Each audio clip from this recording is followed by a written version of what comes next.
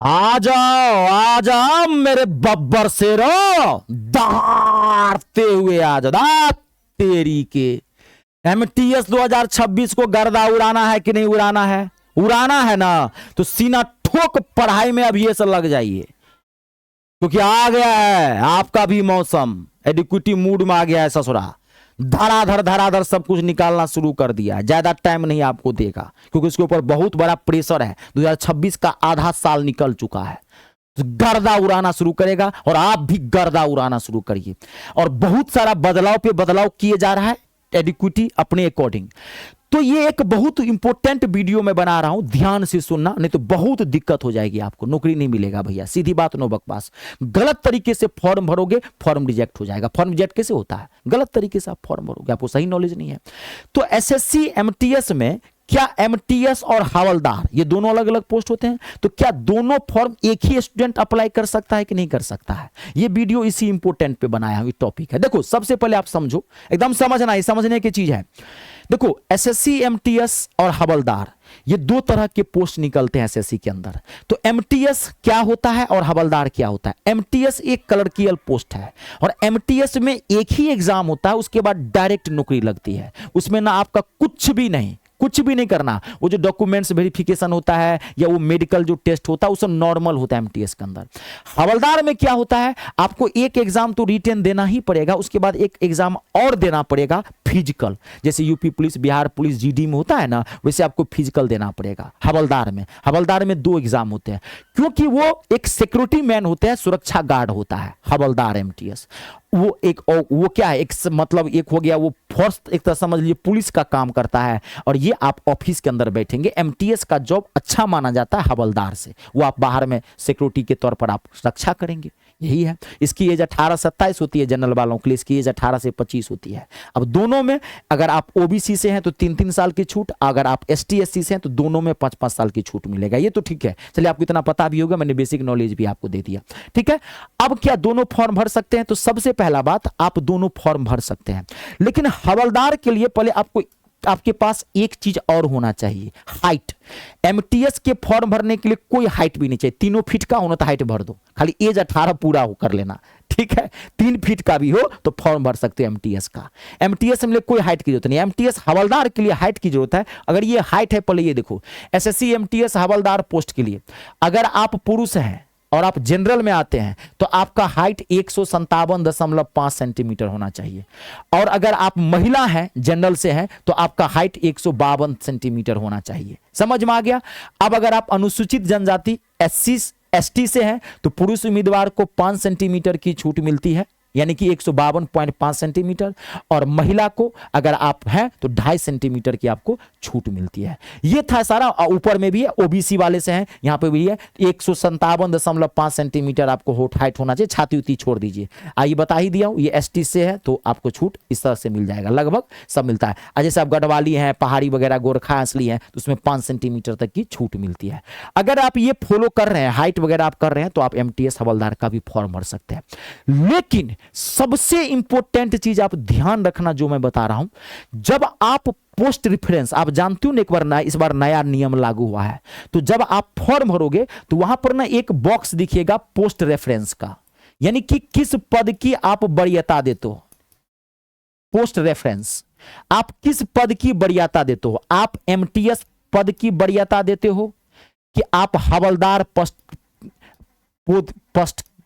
की जो है आप वरीयता देते हो, ठीक है। दोनों बॉक्स रहेगा आपको, फर्स्ट और सी, किस पोस्ट की आप वरीयता देते हो। Post reference, fix and float नियम लागू किया गया है।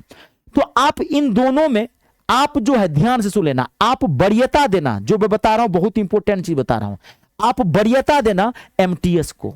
हवलदार पे कभी वरीयता मत देना, सेकंड पे पोजीशन पे हवलदार को रखना। आप कहोगे सर ऐसा क्यों, आप ऐसा क्यों कर रहे हो? देखो, एमटीएस की कब मेरिट लिस्ट हवलदार से ज्यादा जाती है, थोड़ा बहुत फर्क रहता है, 2-4-5% का रहता ही रहता है फर्क।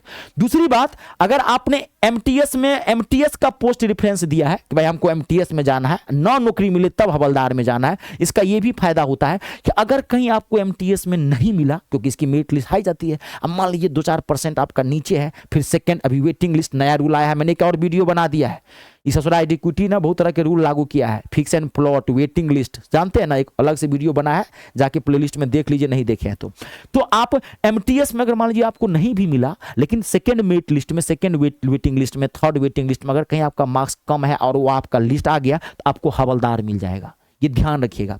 लेकिन अगर आपका मार्क्स अच्छा भी है, लेकिन अगर आपने हवलदार पोस्ट की वरीयता दी है तो आपको एमटीएस मिलबो नहीं करेगा, क्योंकि वो एडिक्विटी ये समझ गया कि आपको हवलदार पोस्ट ही चाहिए। अगर आपका मार्क्स अच्छा भी होगा, एमटीएस मिलने वाला भी होगा आपका, तो नहीं मिलेगा, ठीक है। और जिनका हाइट नहीं है, आप क्राइटेरिया फॉलो नहीं करते हैं, वो हवलदार भरना भी मत। दूसरा, एक जोखिम तो और आपका बना हुआ रहता है दोनों पोस्ट एक साथ भरने से। देखो भैया, मैं एक कहूंगा, एक पे फोकस कर लो, ठीक है। हवलदार में जाना है तो हवलदार दे देना, सेकंड में इसको दे देना। अगर एमटीएस में जाना है तो इस पे फोकस करो। एमटीएस वाले हवलदार को न भरो तो बेटर है, न भरो तो बेटर है, समझ गए ना। उससे बढ़िया दूसरा बार फॉर्म भर लेना, एक पे सिर्फ एमटीएस का फॉर्म भर देना, क्योंकि हवलदार पे जैसे ही भरोगे ना, तुरंत कैटेगरी अलग करेगा। एडिक्विटी 3 तरह के स्टूडेंट को लेता है, कुछ स्टूडेंट सिर्फ एमटीएस का ही फॉर्म भरते हैं, कुछ स्टूडेंट्स कुछ ना हवलदार का पोस्ट भरते हैं, और कुछ दोनों भर देते हैं। तो दोनों तो आप भर सकते हो, दिक्कत कुछ नहीं है, लेकिन आप तीसरे पायदान पे हो। एमटीएस वाले जो पहले दिया है कि हम एमटीएस में ही जाना है, तो पहले कटअप के हिसाब से मेरिट लिस्ट उसी को बनाता है, फिर उसके बाद हवलदार जो दिया होगा मुझे हवलदार में ही जाना, मुझे एमटीएस से कोई मतलब नहीं है, तो उसका अपना एक कटअप देखता है, और जो बचता है उस हिसाब से मिक्स वाले को देखता है। तो आप भर दोनों सकते हैं, दोनों में एमटीएस की वरीयता देना, हवलदार सेकंड में रखना, ठीक है। और मेरी अगर मानोगे हवलदार के लिए क्राइटेरिया नहीं फॉलो करते हो तो आप सिर्फ एमटीएस पे फोकस कर लो, समझ गए। चलिए, अब फॉर्म तो भर ही दोगे, लेकिन फॉर्म भरने से तो नौकरी नहीं लगेगी, है ना। नौकरी तो लगेगी सीना शोक ठोक पढ़ाई करने से। अब देखो, मैं मैथ और इंग्लिश दोनों पढ़ाता हूं, पढ़ाता नहीं हूं धज्जी उड़ा के रख देता हूं। आप बहुत जगह मैथ इंग्लिश पढ़े होंगे, एक बार मुझसे जरूर पढ़ के देखना, नहीं तो अफसोस होगा, बाद में अफसोस करोगे, का सर का बैच ले लिया तो नौकरी लग गया रहता है। सीना ठोक के कहता हूं, गारंटी देता हूं, मैथ इंग्लिश में कितने भी आप कमजोर क्यों ना हो, वो मेरा काम है, माथा में छाप दूंगा। तो मेरा कोई भी बैच आप ज्वाइन कैसे करोगे, इसलिए मेरा एमटीएस का टारगेट बैच है कंप्लीट इंग्लिश का, जो मात्र 249 रुपया में आपको मिलेगा। पूरी इंग्लिश आर पार कर दिया हूं। बैच आपने लिया, आप रिलैक्स हो जाइए इंग्लिश के लिए, आपको बाहर से कुछ नहीं लेना, बिल्कुल मैंने क्लियर लिखा है। खाली मैंने जो पढ़ाया है सिस्टम से, एक क्लास पढ़ाया है एकदम जीरो से, आप एक क्लास सिस्टम से खाली देख लेना, बस मात्र 249 में मिलेगा।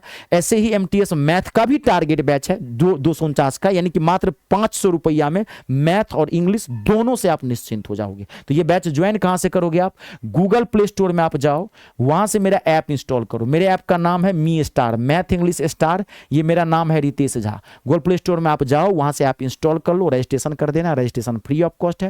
रजिस्ट्रेशन के बाद ऐप का होम पेज ऐसे खुलेगा, पेड कोर्स पे जाना, पेड कोर्स पर क्लिक करोगे, अपने आप फोल्डर आपको दिख जाएगा, जाके ले लीजिए। कोई दिक्कत हो इस नंबर पे भी कॉल करके आप बात कर सकते हैं।